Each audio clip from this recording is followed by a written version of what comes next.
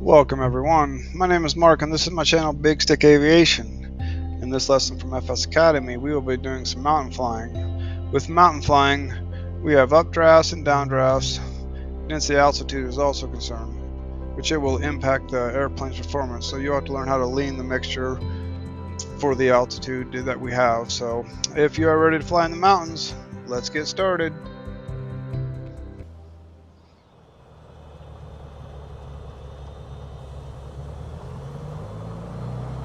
This is Telluride, Colorado, a high-altitude airfield surrounded by stunning mountain ranges. Mountain flying is a vast subject in its own right. We'll touch upon the basics today. You have several factors working against you when operating at high elevations. The airfield elevation here is over 9,000 feet, which brings about some significant performance implications. You lose performance from the engine as less air is available for it to breathe, meaning a corresponding reduction in fuel flow and power.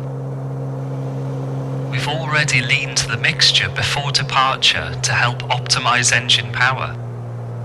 Next is the terrain itself. Straight ahead is Red Mountain, which towers up to 13,000 feet. So we're down on performance just when we need it the most. We have a relatively light wind today of about 12 knots from the west. On flat land this would be no problem at all, but in the mountains we need to give it serious consideration. Anything over 20 to 25 knots starts to become hazardous and may prevent our flight from going ahead, despite what might otherwise be glorious conditions. For our more moderate winds, we need to consider which side of a valley we'll fly along, as one valley wall will give useful updrafts, whilst the other side would present hazardous downdrafts. Take off from runway 09, which has a tailwind, and make an immediate right turn to follow the valley to the south. You'll notice right away how limited our performance is. Bring the gear up straight away, but leave the flaps extended until you've made the turn.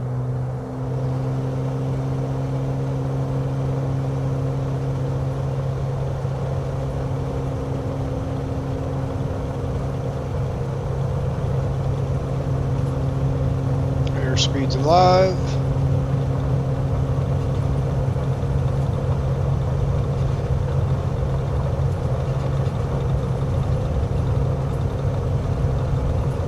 Stay on the runway, stay on the runway.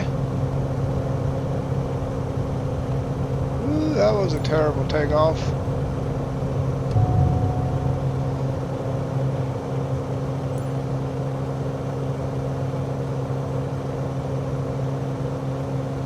Keep your speed up and turn south, climbing towards 10,000 feet.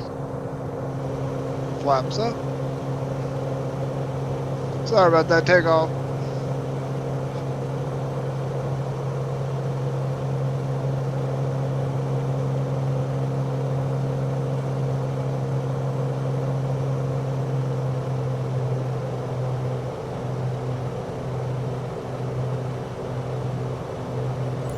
Enter the valley up ahead, flying over the east valley wall on our left side. The east wall is on the windward side of the slope, so this is where we'll find the updrafts. Stay overhead the left wall of the valley and watch how we ride the updrafts, helping us climb. This is how gliders fly for hours on end without an engine. The wind is flowing over the valley walls just like water over a rock. We're flying on the upstream side of the rock, riding the flow upwards. And it sure does feel bumpy.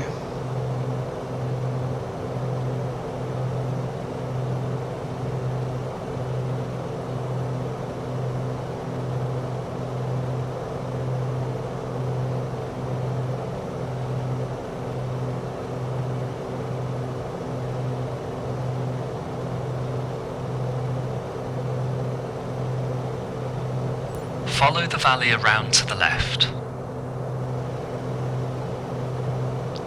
10-4.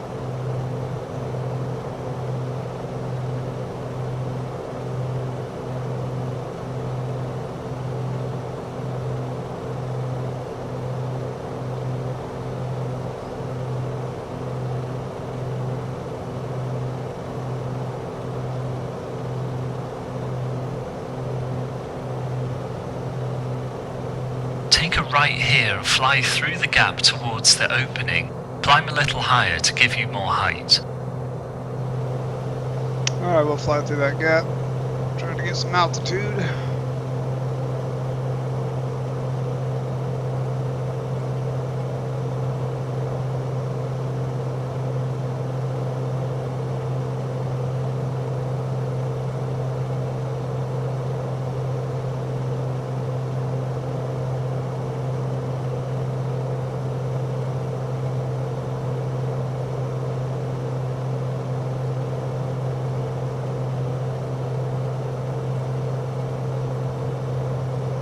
Looks like we're going to be turning around this valley. You might make a wrong turn when flying through valleys, leaving you flying towards a dead end, too steep to climb out of. The only way out is to turn a 180 and go back the way you came. Keep over towards one side of a valley to give you turning room in case you need to turn.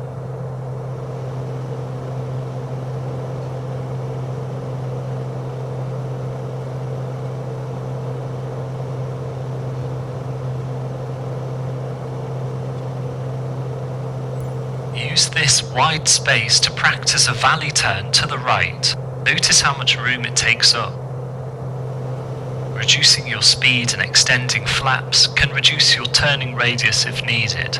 Target 30 degrees of bank. Bank angle. Yeah, I'm a little too... trying to keep my speed up.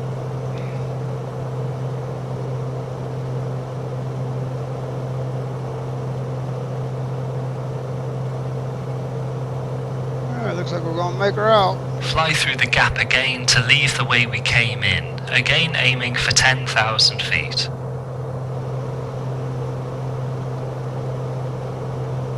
Oh yeah, it sure is bumpy. Wow.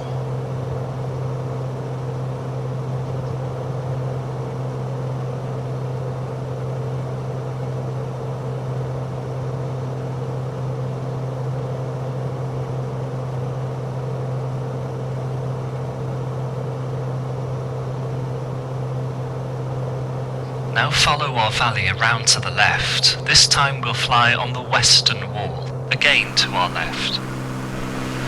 This will be the leeward side, with the air rushing back down the downstream side of our rock.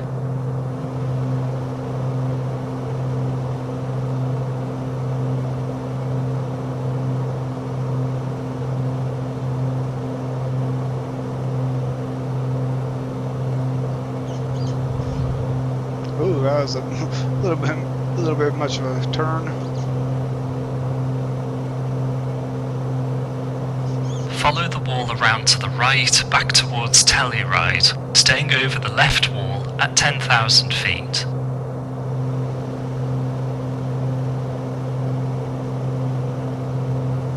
Well, a little too much bank angle there.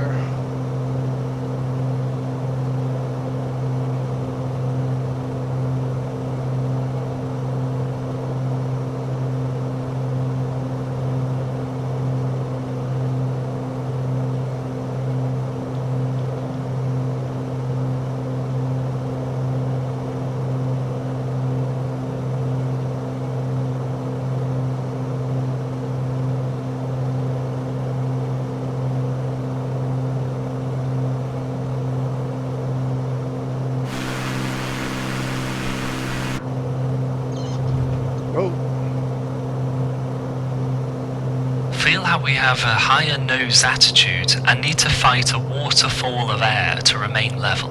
Yeah, it is crazy. If it gets too much, make a gentle turn to the right towards the valley floor. Yeah, it is crazy.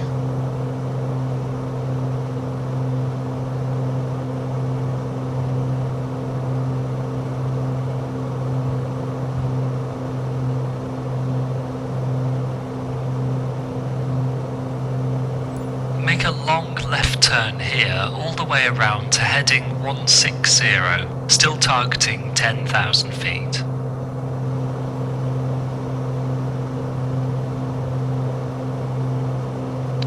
Keep the turn going to heading 160 and we're going to look at crossing ridge lines.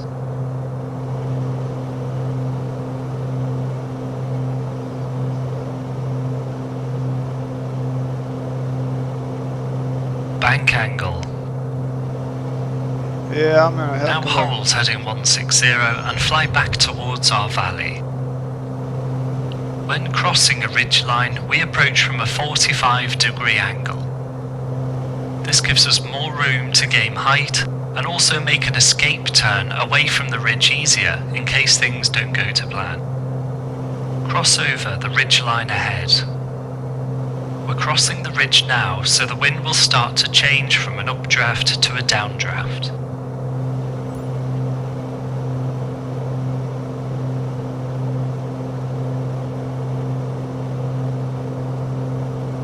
As we mentioned earlier, mountain flying is its own art, but now you've seen firsthand how strong downdrafts can be, even with moderate winds.